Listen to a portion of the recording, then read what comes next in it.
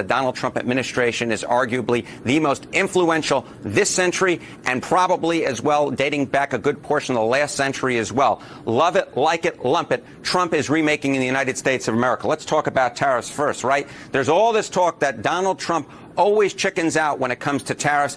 No tacos for Trump. The effective tariff rate, get this, it's 18%, the highest since the FDR administration in the 1930s, up from, get this, just 2% last year. From just 2% last year, we're talking about a level, an effective tariff rate level, get this, 9 times as high this year than last year. But it's not just on tariffs, which of course Donald Trump ran on, in which you're seeing a tremendously influential presidency. What about immigration? Of course, Trump ran and has always run on a very hawkish immigration platform. Get this, 2025 net migration in the United States down at least 60% from last year. In fact, we may be heading for the first time in at least 50 years in which we have net negative migration into the United States. And last year, of course, in 2024, the net migration in the U.S. was 2.8 million.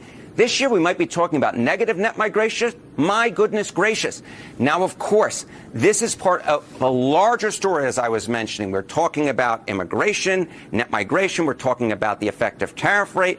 But get this, how is Donald Trump doing it? Well, he is signing a ton of executive orders. Get this, 180, the most in a year since Franklin Delano Roosevelt. Oh my goodness, you have to go back to the first half of the 20th century, the last century, and to make a comparison, Joe Biden signed, get this, just 77 during his entire first year, and we're only a little bit in August so far, and Donald Trump making history with 180 executive orders signed so far this year. So that's why I said that in my mind, Donald Trump is the most influential president of this century and probably dating back a good portion of the last century. That is because he is remaking the country in terms of tariffs.